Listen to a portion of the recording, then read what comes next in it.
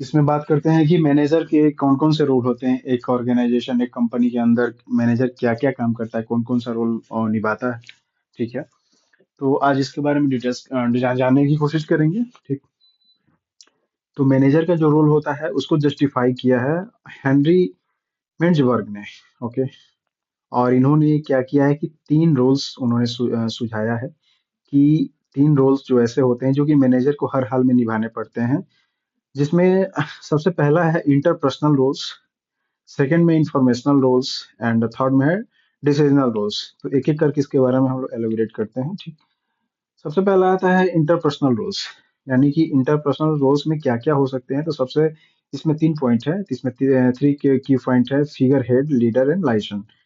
Figure head होता है ये कि आप, यानी कि इसमें दिया है सेरेमोनियल ड्यूटीज, यानी कि अटेंडिंग इवेंट्स, कोई इवेंट्स हो गया, कोई कोई मीटिंग हो गया, कोई ऑर्गेनाइजेशन और प्रोजेक्ट से रिलेटेड कोई भी अगर ड्यूटीज होता है, सेरेमनी होता है या फिर मीटिंग्स होता है, तो उसको अटेंड करना होता है, जो कि मैनेजर ही करता है। और सेकंड है लीडर, यानी कि एक लीडर की भांति भी उसको चलना पड़ता है, यानी कि मोटिवेशन देना, गाइडिंग करना, सपोर्ट्स, टीम को सपोर्ट्स करना हर तरह से। तो ये एक काम होता है मैनेजर का, ये लीडरशिप के अंतर्गत आ जाता है। फिर आता है लाइसन। लाइसन में होता है कि आप नेटवर्क बिल्ड करते हो। ठीक।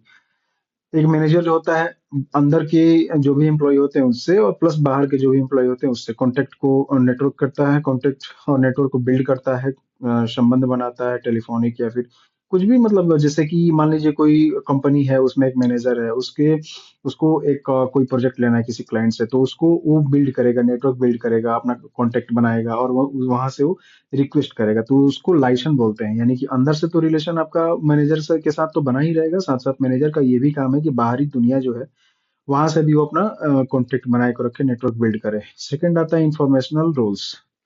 इसमें है कि मॉनिटर करता है, इंटरनल एक्सटर्नल इंफॉर्मेशन को मॉनिटर करता है, कैसे क्या करना है क्या नहीं करना है। ठीक है। और उसके बाद आता है डिसेमिनेटर।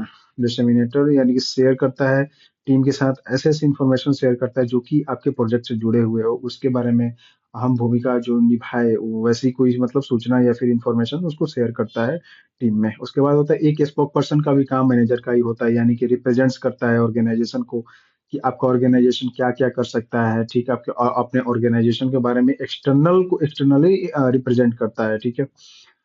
थर्ड में आता है कि डिसीजनल रोल्स में क्या क्या होता है। डिसीजनल रोल्स ये होता है कि एंटरप्रेन्योर का कभी काम करता है, यानी कि इनिशिएट करता है मैनेजर्स एंड चेंजेस को। ठीक है। उसके बाद आता है डिस्टरबेंस हैंडलर, यानी कि कोई भी अगर आपके ऑर्गेनाइजेशन में कोई भी अगर डिस्टरबेंस आती है आपकी टीम में, तो वो कौन हैंडल करता है, वो मैनेजर का काम होता है हैंडल करना। फिर आता है रिसोर्स एलोकेटर, यानी कि आप कोई काम पे कोई आपका काम कर रहे हो या फिर कोई अंडरगोन प्रोजेक्ट है, तो उस पे जो होता है कि रिसोर्स लगते हैं, यानी कि पीपल, कोई मान लीजिए किसी चीज का प्रोडक्शन करना हो तो उसमें कितने आदमी लगेंगे, कितने मैन पावर की जरूरत होगी। तो एक हो गया ह्यूमन रिसोर्स। ठीक है। उसको पीपल रिसोर्स कर सकते हैं।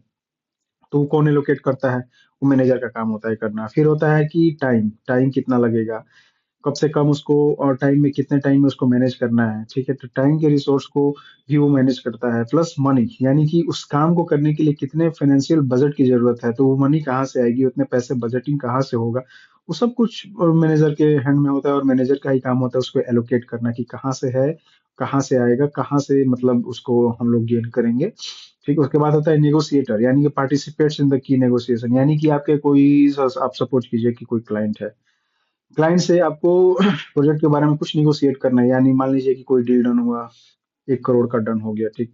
क्लाइंट बोल रहा है कि हम 1 करोड़ देंगे। ठीक। अगर आपको उससे ज्यादा चाहिए, तो अब आपको मान लीजिए कि आपको 1,20 चाहिए, तो क्लाइंट को कैसे नेगोशिएट करके 1 से 1,20 तक लेके जाना है, वो मैनेजर का ही काम होता है। ये बस एक एग्जांपल के लिए मैंने बताया कि नेगोशिएटर में इस टाइप के एग्जांपल मैंने बस एक डेमो के लिए दिया। अदरवाइज बहुत सारे ऐसे टर्म्स एंड कंडीशन होते हैं जहाँ पे नेगोशिएट करना पड़ता है, जो कि मैनेजर करता है। जैसे एम्प्लॉय को नेगोशिएट करना है। ठीक। तो एम्प्लॉय को कैसे आप नेगोशिएट करोगे कि, और मोटिवेट करोगे कि वो काम करना चाहेगा और काम के लिए लॉयल रहेगा आपके ऑर्गेनाइजेशन के लिए। तो ये सारे के सारे जो भी रोल्स होते हैं वो मैनेजर के लिए होते हैं, और मैनेजर का ही काम होता है ये करना। तो सबसे पहली बात है कि आप अगर स्क्रीनशॉट लेना चाहें तो आप वीडियो पॉज करके भी ले सकते हैं स्क्रीनशॉट। एंड